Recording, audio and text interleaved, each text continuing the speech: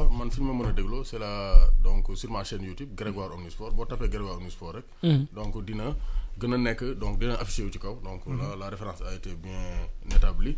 donc mën nañu maa suivre aussi donc sur Instagram j'ai un compte Instagram Grégoire Omnisport et une page Facebook Grégoire Omnisport mais c'est la chaîne YouTube qui est beaucoup plus active.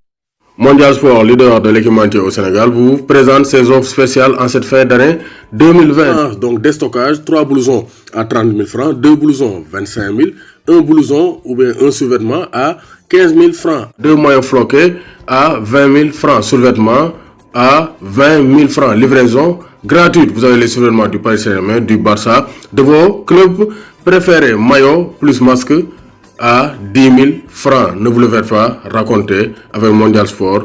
Équipez-vous en toute sportivité. Contactez le 77 059 99. Bonjour à toutes et à tous, bonjour à tous les suiveurs et à tous les inconditionnels de Grégoire Omnisport. Milieu terrain Sénégal bi am nañ ci ay joueurs de très haut niveau vraiment depuis quelques années ñu ngi fi ñoom Pape Badou Ndiaye Cheikh Kouyaté moom polyvalent la donc am nañ des joueurs de Gana Gueye mais il faut qu'on prépare la relève. Franck Anta ñoo na Moustapha Nam ñoom Pape Cheikh Diop mais quand même abondance de biens ne nuit pas. Il faut que ñu xool joueurs yi nga xamante ne quand même ils jouent à un niveau supérieur. Il y a des joueurs qui jouent la Ligue des Champions, des jeunes joueurs qui sont capables de faire la différence. Donc, il faut nous mettre en concurrence. Il faut une concurrence pour tard équipe nationale du Sénégal. Comme ça, ce niveau yéegul rek doon équipe nationale du Sénégal. Parce que l'équipe nationale du Sénégal warul nekk donc une équipe avec un milieu terrain de faible niveau. Moo tax actuellement il y a des jeunes qui montent en puissance, surtout des binationaux comme Pape Gueye, muy monter en puissance. Pape Alassane Gueye, il fait partie actuellement des cadres de l'Olympique de Marseille. Dernièrement, avec la victoire de Marseille face à Montpellier, il a été titulaire avec Boubacar Kamara. Kooku aussi war nañu xool ay dossiers pourquoi pas.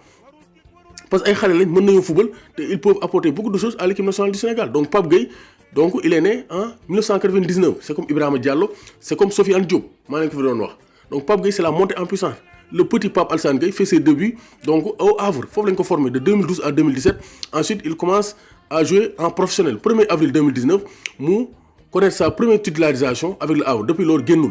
Et finalement il sera capitaine sous les ordres de Paul Le Guen, ancien donc défenseur du Paris Saint-Germain. Donc adaptation rapide à Marseille. Gis nañ ne dafa ñëw Marseille il s'est adapté première saison il s'est adapté Olympiakos mu dem il a été le meilleur Marseillais 100% des duels gagnés. Donc Pape Gueye c'est un profil à la Paul Pogba.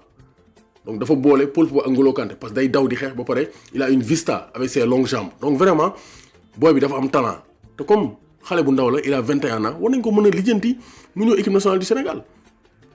Parce que génn na fi booy il suit le Sénégal donc pourquoi pas ñu dem ko récupérer parce que loolu war a nekk la politique des dirigeants sénégalais récupérer tous les binationaux ñi nga xam ne ñëpp ay sénégalais lañ ñu indi leen récupérer leen parce que quand même sont des sénégalais ils peuvent apporter beaucoup de choses à notre équipe nationale du Sénégal.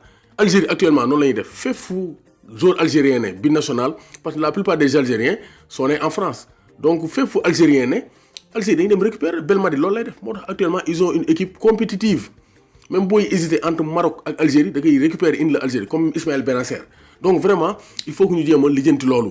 Donc Pape Gueye c'est un profil intéressant taw maa ngi ko doon wax il a un profil comme Pape Bouba Diop ndem si yàlla na ko yàlla yërëm parce que c'est un grand milieu de terrain et il se projette. Gis nañ ko dernièrement il avait marqué dernièrement un joli but à l'entrée de la surface dafa contrôler dóor ba pare c'est un gaucher ça manque dans l'entrée des Lions du Sénégal Cheikh Wade yàgg na ko wax. Donc vraiment c'est le très haut niveau donc une progression fulgurante aussi. Donc vraiment actuellement il progresse Villas-Bas waxoon na foofu Boubacar Kamara dem mais actuellement Pape Gueye forcé na ko mu koy titulaire loo donc Aliou Cissé na ko lijjanti jëm ko au mois de mars parce que booy dañ leen war a récupérer ay sénégalais lañ. Pape Alassane Gueye kenn gën koo nekk sénégalais Gueye Nioro voilà après Pape Alassane Gueye y a la montée en puissance de Sofiane Diop à Monaco actuellement kenn mënu ko écarter il a marqué 5 buts cette saison sur 18 matchs. Actuellement il fait partie des cadres de Niko Kovac à Monaco malgré la pléthore de joueurs. Il y a une pléthore de joueurs à Monaco mais à 21 ans donc à 20 ans moom il est né en 2000 c'est un excellent joueur te bu ñu seetaanee ni France da koy récupérer te booy bi Sofiane Diop Diop jibba donc war naa mën a ñëw football pour l'équipe nationale du Sénégal. Maroc aussi mu ngi ci dossier parce que sa mère est franco-marocaine donc il peut aussi jouer pour le Maroc donc là c'est très clair moom aussi ngandam progression lay def vraiment Leonardo Jardim moo ko lancé woon trophée des champions face au Paris Saint-Germain Thierry Henry ñëw donc mayaat ko chance boobu muy am 18 ans après ñëw bu ko Sochaux pour mu gën a defaru mais actuellement kenn mënu koo téye il fait partie des meilleurs joueurs de l'AS Monaco cette saison donc actuellement il faut que loolu moo war a nekk politique Sénégal récupérer ces jeunes binationaux parce que ay John Lopy Pape Matar Sarr ay Sénégalais lañ noonu nekkul problème ils sont déjà acquis mais boo nga xam ne mën nañ leen récupérer gën a duufal équipe nationale bi dañ ko war a def te mars bi qualifié nañ ba pare pourquoi pas may chance ces jeunes joueurs surtout au milieu de terrain ñu xool booy la lañ mëne